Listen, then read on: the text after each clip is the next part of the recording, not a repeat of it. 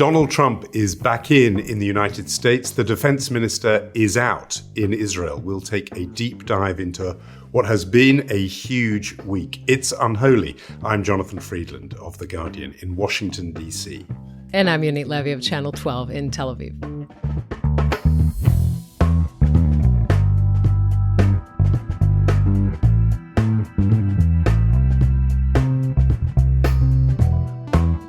Unholy, two Jews on the news. It has been quite a week. We have so much to talk about. But before that, I got you something. It's been an intense week for you, I know, and for me too. But, you know, if we've learned anything from the United States of America, that great nation, you know, besides democracy and all that, I think the one thing that we learned is the importance of merchandise. So you, my friend, are the first to receive. I know our viewers on YouTube will see this. I will explain that it is an unholy tote bag. That is very cool. Designed by the only cool person on our team, which is our EP, Michal Poat, because we look very cool on this. It's coincidental with the way we look in reality. A little too orange for Ashkenazi Jews as well, but it is indeed our logo, and it says, thank God it's Friday. It's TGIF, both of us, you and me with our sunglasses on. Orange, of course, being the new color of the hour, because the orange I'm glad you noticed that. It's not a mishap that it turned out so orange. It's actually meant to be a Donald Trump nod. That is quality merch. And, you know, in fact, I'm in the home of sort of political merch here in Washington, where suddenly the price of a Harris Walls button or badge has suddenly rocketed because it's gone from, current to collector's item. That is good merch. And eventually we will tell our listeners, there will be a way that our listeners will be able to get hold of their own. Indeed. Wait till the end of the show. We'll tell you how. Bag. And our slogan is, we don't want to burden you with our opinions. Carry them in our tote bag. We will tell you all about that. I'm very jealous about this, but you have spent the week in Washington and a lot of other places. A lot of other places. Only got to Washington actually just a few hours before Election Day. The rest of the time was on the road, just frantically searching for wherever the campaign was, really. And so more or less this time last week, actually, it was late Friday afternoon in a suburb in Philadelphia, at a phone bank where Second Gentleman Doug Emhoff was visiting the volunteers. I mention him because he's the only Jewish participant in the drama at the top level. And he was, the message was, make him the first gentleman. And of course, that dream thwarted. But from there to Salem, Virginia, for one of those Trump rallies, which is a phenomenon if people have never been. It is a kind of part religious ritual, part sort of personality cult extravaganza. It's pure showbiz, and it does go on and on and on. And I can confirm that it was true that people did leave before the end. That's part of the thing. People come just to see him, bathe in the light, the orange light, and then they go. And then into the car for a very long trek to Michigan, very long drive to Lansing, Michigan for one of Kamala Harris's closing rallies. And there, high energy in the room. But now in retrospect, of course, you can see that some of the differences were visible. And just I'll mention two that I now think were relevant. I mean, one was that, Lansing, she did that rally on a university campus, Michigan State University, Lansing University town, lots of young people. That's where she was strong, college-educated people. The one group she actually, who did not move over to Trump was college-educated white women, pretty well every other group. I think, black women too stayed with Kamala Harris, but every other group moved over to Donald Trump. And you could sort of see a clue there because of how narrow, in a way, the support base was. And at Trump, it was, it's different because it's Trump devotees. But here was the difference I thought was relevant, was that Donald Trump speaks 90 minutes, he goes off script, it's rambling, it's meandering, but you are seeing him and you are hearing what's in his head. And with Kamala Harris, it was the stump speech. It was the same speech you could have seen on TV the night before in Wisconsin, and you would see the following night or day after in Philadelphia. It didn't really vary.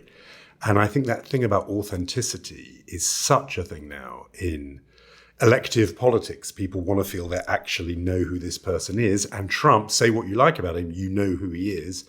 And there are thoughts that come into his head and come straight out of his mouth. Mm-hmm. And people love that. They love the feeling that he says what he thinks. And with her, it's a much more guarded, polished, disciplined performance of a scripted speech. Anyway, I offer those things as just small observations, which in retrospect you realize are highly relevant. And in fact, even at the time, they seemed relevant.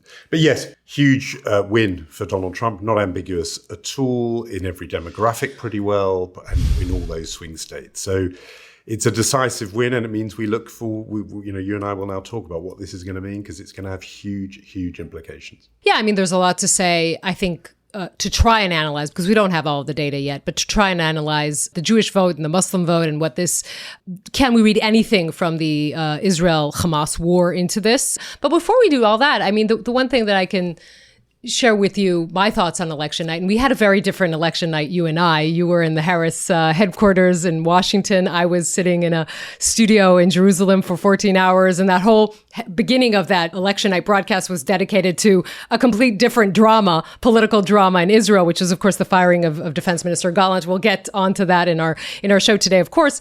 But I mean, the only thing I was saddened by the thought that this will set back the prospect of a female president in the United States many years. I don't know how long it will be before the Democrats dare to do this again. And I don't know how long it might be for the Republicans to try and do that. I just think that is a tragedy. You and I are sitting in, come from countries that had a female leader a long time ago. It shouldn't be this difficult. And I'm not going into the campaigns and the reasons for her failure. I think there are many, and everyone's very smart in hindsight, but just that thought, right? And to think of, I don't think it's disconnected from a country that still thinks that a 6-week abortion ban is somehow a logical thing in certain states. Just on that point about the woman leadership, you're absolutely right to bring it out. One thing I was really struck by at the Harris rally was the women who were there, and it was disproportionately a female crowd, did not even dare say out loud their hope that this could mean a woman president, because they felt they'd been burnt in 2016, where that was central to the Hillary Clinton campaign, break through the ultimate glass ceiling. They didn't talk about that. They talked instead about why it was important for women's rights, particularly, as you've just mentioned, reproductive rights. They talked about that, but it was as if they didn't dare to dream about that. And you're completely right that a lot of Democrats are drawing the conclusion, we only ever win this thing if it is a man. And in a way, I mean, Obama is exceptional, but unless it's an exceptional talent, maybe it has to be a very conventional white man. Joe Biden won, and Bill Clinton won. These are people who can win, but otherwise, you can't take that risk. And it did make me wonder if, in a way, the first party to do it, as it's been in Britain, will be the party of the right. Britain's Conservative Party has just elected its fourth woman leader, a black woman, Kemi Badenoch, as its leader. The Labour Party, supposedly the sort of progressive left party, has only ever had white men as its leader. And I wonder if there's something in that, which is Republicans and Conservative parties can dare to do it because they have already the sort of credibility of those conservative voters.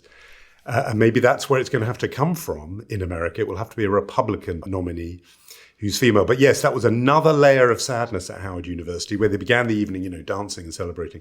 And as the returns came in, grew more and more forlorn. But I think the thing you've just said is definitely part of that sadness for them. So let's talk about the Jewish vote and the Muslim vote, shall we? Yeah, we should. I mean, the numbers are really interesting, aren't they? I see the numbers coming out. We should say this is only the beginning, right? It's exit polls. We are 2 days, a day and a half after the elections. And I see the difference in the Jewish vote in New York, and I see a little bit of a difference in Pennsylvania. I would want to argue, though, I'm quoting things that Richie Torres, congressman from the Democratic Party, a very staunch Israel supporter, he wrote this on Twitter. He wrote, Orthodox Union have an exit poll showing a serious split in the Jewish vote in Pennsylvania, 48% for Harris, 41% for Trump. And then he continues, because there are already conclusions coming out of that. In his opinion, he says, if you're delusional enough to believe that the far left's hyperbolic and hysterical hatred for Israel led to no loss of Jewish support in the swing states, then I have 270 electoral votes to sell you. Now, the thing about this is that even if you think about how much Trump gained in Jewish vote in Pennsylvania 4 years ago, which was about 30%. So the difference here is 11%. You come to unhealthy for the math, don't you? That is about 33,000 votes. That is not what swayed Pennsylvania. Pennsylvania, as we speak, is about in a gap of about 130,000 votes for Trump. So even if there is this sort of drop in Jewish vote, again, in certain places, that is not what won Trump the presidency. I think that is important to say. In other places like New York, it's correlated very much to the general population's drop in voting for Democrats in New York. Yeah, no, that's right. There's a pattern there that in blue states, there was quite a lot of shift to the Republicans and to Trump. And the first warning of that came in Virginia, which has become solidly blue. And yet actually in the end, Harris won it narrowly, whereas Joe Biden had won it by 10 points 4 years ago. But on the Jewish vote, so the early exit polls, you're completely right that everyone, the nerds, wait for the Pew study, which is the sort of definitive one that comes out several months later. It's currently saying 79% of the American Jewish population went for Kamala Harris, 21 for Donald Trump. That would go with the habitual, perennial way in which American Jews line up behind the Democrats. To the extent they are the most reliable group. They are almost the most reliable group. I think black women may be the exception, but they're right at the top of on the reliability scale. Then you drill down and you see that, as you mentioned, those figures in Pennsylvania. In New York, it was 56% for Harris, 43% for Trump.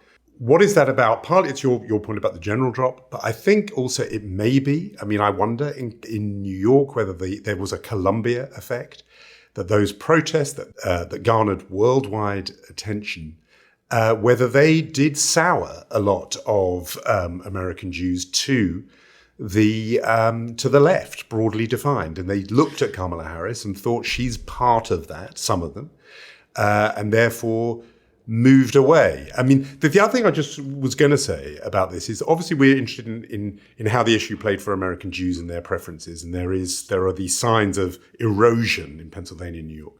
It was also an issue in terms of the country, that Gaza was an issue. And a lot of people feared it was going to be game changing and decisive. And we talked about it a lot in, for example, a state like Michigan, where there is the country's largest Arab American population concentrated on the city of Dearborn. And we talked about that on the podcast a lot before. Look, that did pan out. 43% of the city of Dearborn, which previously had gone, 9-1 for Biden, 43% voted for Donald Trump. He topped the poll in Dearborn. Only 36% for Harris. And Jill Stein, the anti-war campaigner and sort of Putin mouthpiece, she got 18% there. So that did happen. And yet, this is what caught my eye, is if you think that's what swung Michigan, and again, the numbers don't say that for the reasons you said before, you then see this exit poll out of Michigan, which says, 29% thought the Biden administration were too strong in their support for Israel. So you think, okay, that's the thing we're talking about. But 27% said they weren't strong enough in their support for Israel, and 38% thought the Biden administration got it just right. In other words, as the Americans would put it, it's a wash. It just nets out and cancels itself out. After all that noise, it shows you there would have been a price for the Biden administration if they had been tougher on Israel. That actually, in a strange way, maybe they got it just about right for the politics, because they displeased as many people as they pleased, and most people thought they were more people thought they were broadly in the right place. So in the end, a lot of these things, they had effects, but they weren't decisive in the way that some thought they might be. Dear listeners, you come to Unholy for voting percentages, don't you? I think they do. I see us as the John King and Steve Kornacki of the Jewish-Israel podcasting world. No, but I would want to add one more thing to that, to what you're saying. Look, Donald Trump picked up votes in almost every group in the American electorate. We see the data now. So it only makes sense that he picked up votes also in the Jewish community, the Muslim community, the Latino community, and the Amish community. That is just the way the math of all of this works. But now that we do have a president, a 47th president, I think it is important to kind of focus on what that will look like when it comes to Israel. Because it's safe to say, I think, that Netanyahu will not get angry calls about settler violence. There won't be sanctioning of Itamar Ben-Gvir and Bezalel Smotrich, the far-right parts of Netanyahu's government. There probably won't be pressure on Netanyahu from the Trump administration to bring back Yoav Gallant, like there was when he tried to fire him in March, or any pressure not to go for the judicial overhaul. But I do think that if, and this is a bit of a paradox, if Trump decides that the war in Gaza and the war in Lebanon should be over, and by the way, that is what he is saying in recent weeks, and particularly in his own acceptance speech, he said, I'm not one to start a war, I'm one to end a war. Then if he calls Netanyahu and says, you have to end this, Netanyahu can't play the game he would have played with Kamala Harris presidency, which is to say, I'm playing to my base, I want to show I'm the strong man, all of that, because his base is has a very strong support of Donald Trump as well. So I think that's a part of what can happen. Again, if Donald Trump decides that he wants to put this pressure on Netanyahu, it will be much harder for the prime minister to ignore that. That's right, because now there isn't another party, another suitor for Netanyahu to flirt with. Before, if Biden gave him heat on anything, he could go off and dance on the other side of the street with the Republican crowd who would be nicer to him. Where does he go now? If Trump puts pressure on, he can't then get an invitation and go and speak to the Republicans on Capitol Hill because they'll agree with Trump. So there isn't that option that he always had when there was a Democrat incumbent. He did it with Obama. He did it with Biden, which was, I don't like what you're telling me. I'm going to play footsie with your opponents, and that will give you a political headache. That he's run out of road on that. He is, I spoke to some people here in Washington who use a strong word, which is to say he's frightened of Trump, Netanyahu, in a way that he was never frightened of Biden. And there's politics in that, which is for the reason I think we've just explained. But I think even on a personal level, there's a kind of, he is somebody who plays Netanyahu's game. And he's one of the few people he can sort of out-macho authoritarian swagger Netanyahu. That's your game, Netanyahu, but I can play even better. There's no recourse. There's no hiding place. So I think if he wants this over, and one question in my mind is, does he want it over now, as in now, this day, because he just doesn't want it overshadowing, or does he want it over the day he takes office on January the 20th? And they're significant there, because does he think, I don't mind you doing this stuff on Biden's watch because it's bad news for Biden while he's still the outgoing president. Just don't mess up my parade. Or does he think, just clear this up and out the way? And that's relevant in terms of the time window Netanyahu has. But the point about this war is it becomes Trump's problem. If there are those protests, he doesn't care what left-wing campuses say in the way Biden would have cared or Harris would have cared. But he doesn't want this. And the clue was that time several months ago when the war was relatively early, by comparison, where Trump said this just needs to be off TV, which is the medium that is hardwired into his cerebral cortex. TV is what matters. And he doesn't want those pictures on television. And so that will be the instruction to the Israeli prime minister. And as I say, the question in my mind is whether he gives him 3 months grace, mess up Biden's exit, knock yourself out, or does he say, I want this done now? I mean, that's a big question. And I think another question is the Iran story, because Israelis in general think that Trump is more hawkish on Iran. There are a lot of question marks here. The people who surround Trump are very pro-Israeli. I would maybe say accurately pro-Israeli right? People like David Friedman, people like Jared Kushner, with that caveat of how involved he will be in this. But a lot of other questions here. J.D. Vance is the most detached from Israel person to ever sit as vice president in the White House. So all of that is something that should be taken into consideration. All in all, I think Kamala Harris was someone that Netanyahu knew what the playbook would be. And the unpredictability of Donald Trump is something that he might be a bit trepidatious about when it comes to the relationship between the U.S. and Israel. I think that's completely right. That on paper, you could say, and he obviously was, Netanyahu delighted by Trump's arrival, but there are complications. We talked about the transactional nature of Donald Trump. If there's a deal to be done that he thinks favors America and particularly Trump's interest, he'll lean heavily on Netanyahu to do it, and Netanyahu won't have many options. And if that means a deal that keeps Iran quiet and out, if such a thing were possible, I think he would sign it.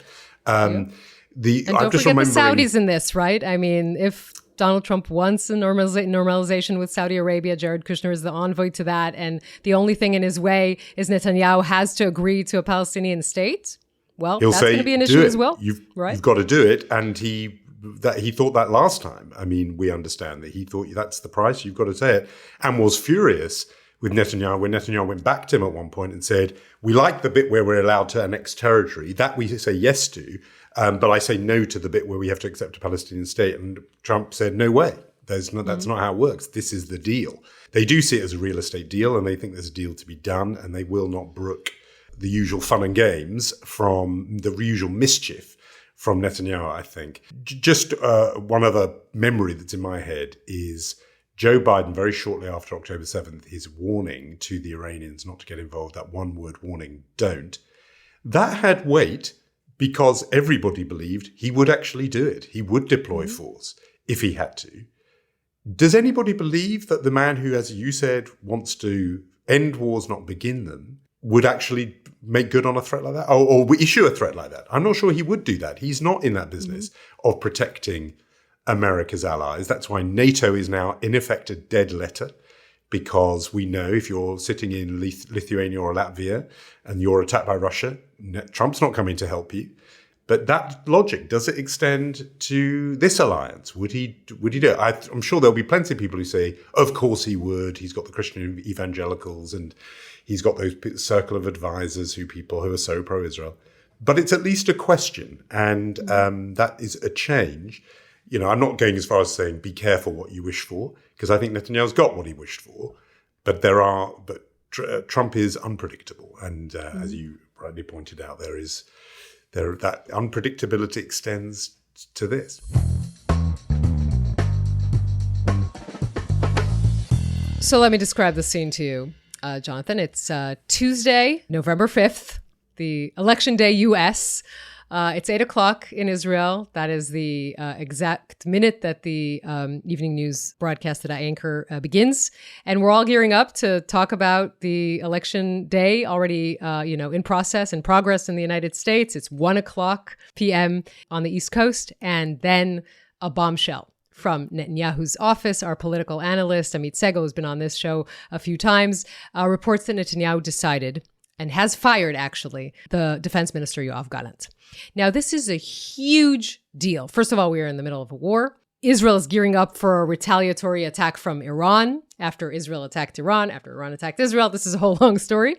And the news that Israelis hear at 8 o'clock is that Netanyahu fired his defense minister. Now, we should zoom out from this for a minute. We should say that Netanyahu has wanted to fire Yoav Gallant since the last time he attempted to do that, which was March of 2023. We'll remind our listeners, Yoav Gallant, then as defense minister, comes out in public and says that the fact that Israelis are so divided over the judicial overhaul is actually a danger to Israel's security.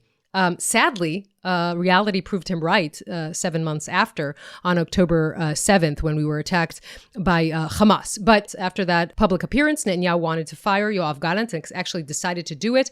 And then spontaneous protests erupted all over Israel, and Netanyahu had to walk it back.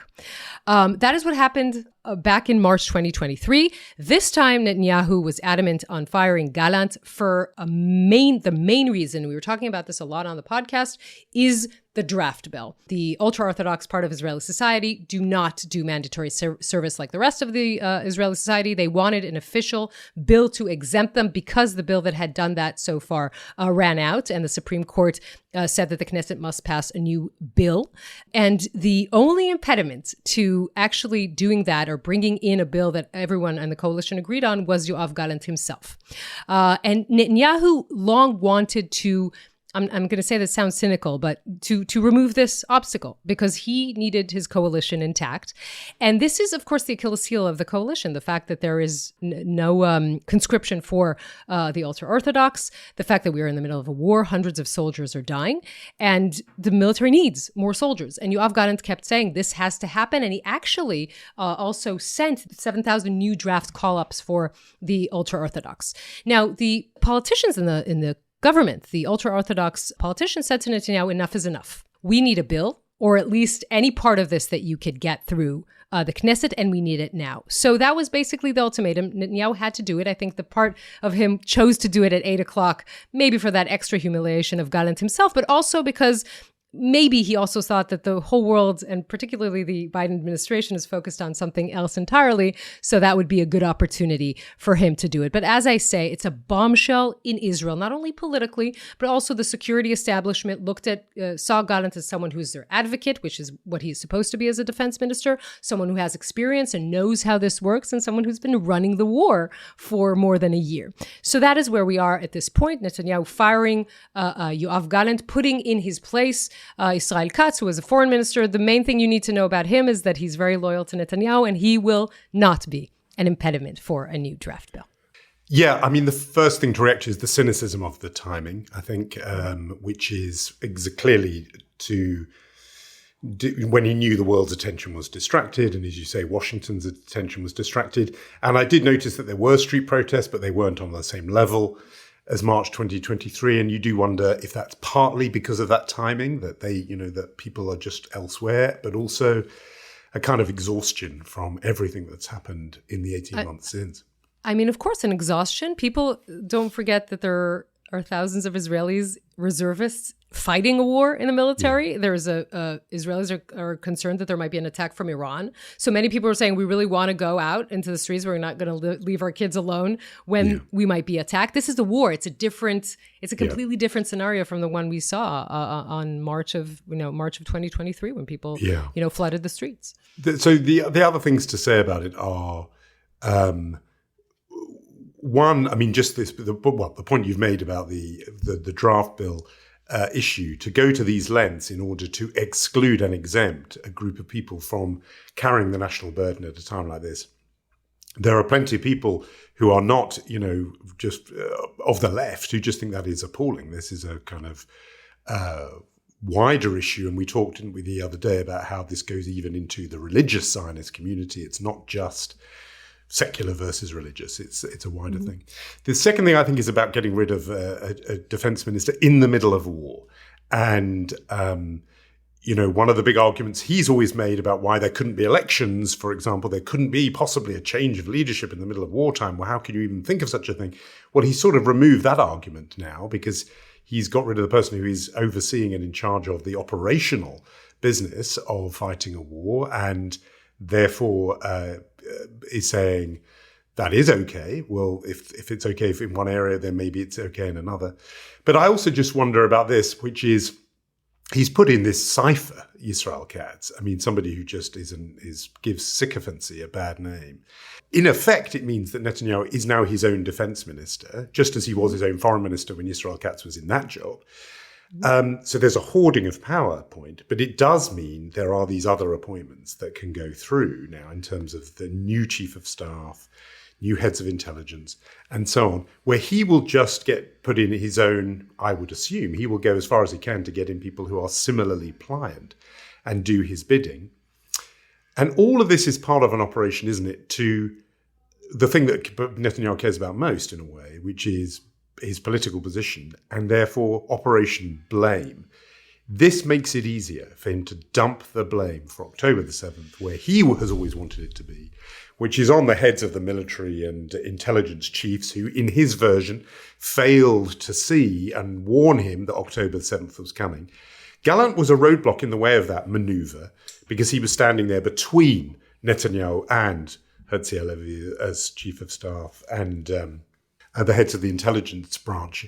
And now he's got somebody who will play along with that move. So I think it is deeply cynical. And I do wonder about, even just imminently, you will now not have somebody as the defense minister who got, for example, those relationships with these American counterparts who are, after all, in place for 3 more months. You're now going to have a novice in that job. If your care was really about fighting the war rather than politics, you wouldn't have made this move. But we've known for a long time that is not what Netanyahu cares about. He cares about his political position. From Netanyahu's standpoint, what he said is we have disagreements and they can't be bridged. Now, by the way, they did have disagreements. And I think that is actually a good thing. The fact that the country is run not by yes men, but people who have a conversation and who do have an argument. So first of all, although they didn't even have a conversation, they weren't even talking to each other. They weren't even talking, but they knew that. I mean, Netanyahu knew his views. I mean, in the sense that he thought that there should be a strategy for the day after. He thought the hostages should return now. He thought that there should be, to your point, a commission of inquiry set up after the war. These are all things that were a thorn in Netanyahu's side. And of course, you mentioned the important thing, the fact that in Israel, the person who needs to nominate the next chief of staff is the minister of defense. So it was clear, and there were briefings from Netanyahu's advisors right after Gallant was fired, that perhaps next in line would be the IDF chief of staff. And as you said, the head of the security branch, the Shin Bet, Ronen Bar. Now, they quickly walked that back because there was public outroar. But it is clear that there is something of an experiment here publicly, that if Netanyahu succeeds publicly, and he is, by the way, succeeding, where, as you said, the protests aren't on the scale that they were on March of 2023, then maybe the next step is indeed to say, push aside the IDF chief of staff, push aside the Shin Bet, and I want people who are only agree with me. We should say, by the way, that all of these people, all of them, are implicated by the terrible failure of October 7th. But if that is the case, so is Netanyahu himself. And the difference is that they all, including Yoav Gallant, said that they are responsible. And it was very clear that the minute the war in some ways ends or appears to be ending, they would all, on their own volition, say, we are done. We're stepping down because of this terrible failure. I did say this, but again, the point of the Biden administration pressuring Netanyahu last time around to bring back Gallant and to, reverse some of the judicial overhaul, that is not going to happen now. The Biden administration is busy doing other things, and the next administration is not as concerned with these internal issues as the previous administration was. Yeah, and you're absolutely right to link these two things together. The weekends with Netanyahu knowing that two big obstacles or thorns in his side have gone. It's a great week for him. He looks ahead and sees that the restraint he had sitting around at the cabinet table is out, and the restraint he had coming from Washington, D.C. is soon to be gone. And in effect, it's already gone because it's a lame duck outgoing administration. So if you thought Netanyahu was already exercising something or aspiring to exercise unchecked power, he's getting closer and closer to the reality of that. And I think, if you're, as many people are, afraid by what they are seeing, then this is then those fears deepen. I do want to say just something about international opinion and just how a contrast that will now open up between America and the rest of the world. And I'm thinking about northern Gaza and this statement from the IDF saying that Palestinians will not be allowed to return to their homes in northern Gaza, that from now on, everyone there will be regarded as a combatant. There will be no civilians, even though, of course, some civilians have stayed behind, and the cutting off of aid into the north, there'll be aid into the south. The Trump administration will have no problem with that. But people around in Europe and elsewhere will say that's confirmed what the opponents of Israel said was ongoing. They will call that ethnic cleansing, however painful that is for Israel and its supporters to hear. They will hear that, but they won't hear it coming out of the administration, the incoming administration in Washington, D.C. That's a big development. Another thing I think that would have got more attention had it not come in the week of an American presidential election and this huge bombshell in Israeli politics. So there are two different investigations that have to do with Netanyahu's office. And they both broke in a certain way in the past week. And one of the ideas around the fact that he fired Gallant this week was also connected to the fact that some thought he wanted to divert attention from these two investigations going on. So let's just walk through what they are. One of them is a case revolving a man named Eli Feldstein. He was a spokesperson in the prime minister's office who, according to this allegation, essentially stole documents, top secret documents from the sort of inner sanctum of Israeli military intelligence, then leaked this to foreign news outlets, namely The Bild and the Jewish Chronicle, in a way that serve the interests of the prime minister, that has to do with hostages and what Hamas knows and what Israel knows. The reason why, the immediate knee-jerk reaction from the prime minister's office to this story was, first of all, they tried to say that the man himself didn't work in the prime minister's office. But the second thing they said is, this is just a leak. Why don't you investigate it? All of the leaks. The problem here is not the leak.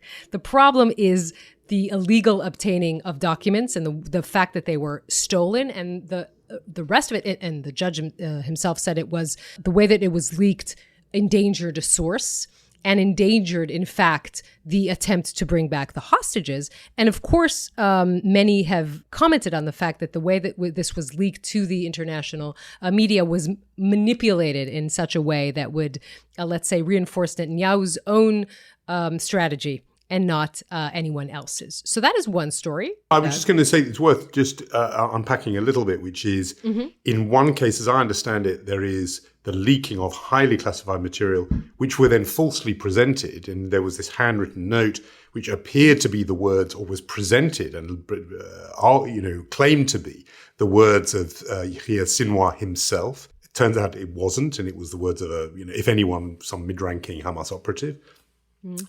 Outlining his strategy, which just so happened to serve Netanyahu's purposes and put Netanyahu's opponents in a bad light, as if they were somehow doing the bidding of Sinwar, total manipulation of a document.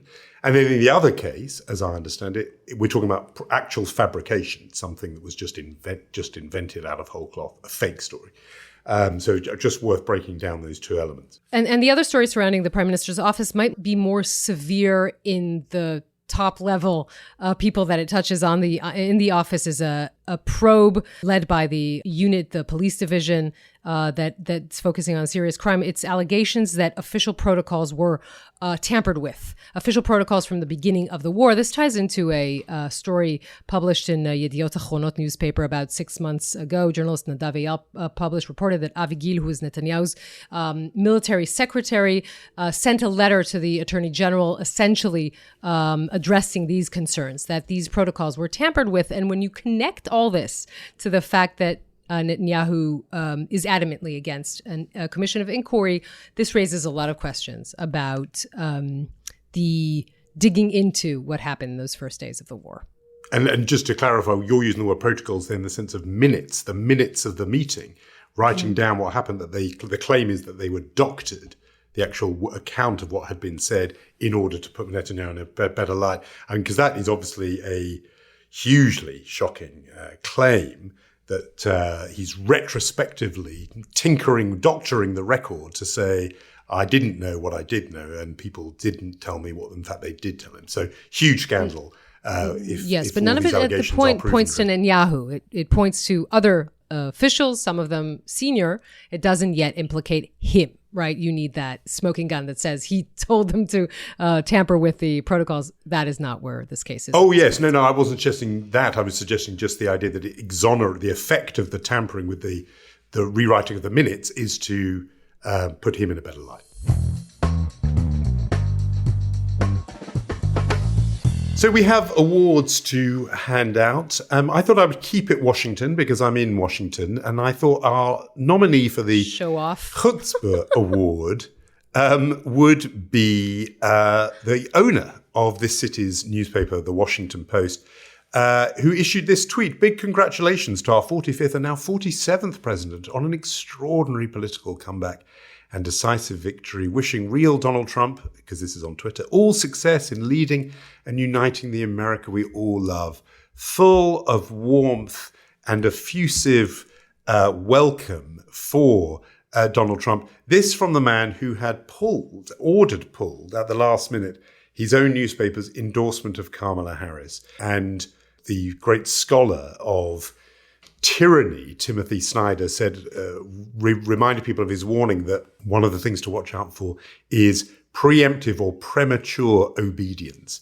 That when there is a tyrant, you will notice a whole lot of people who get their obedience and surrender, their submission, in early, preemptive surrender. And he sort of implied that Jeff Bezos had been doing that before the election, deliberately not wanting to anger Donald Trump as before he came in by endorsing his opponent.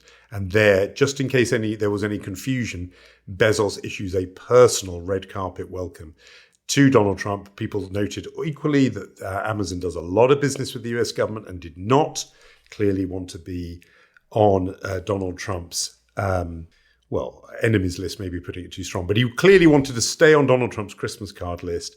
And so having yanked the endorsement that was written by his supposedly independent newspaper, he then bends the knee and doffs his cap to the incoming president. Jeff Bezos, winner of our Chutzpah Award for this week, I think.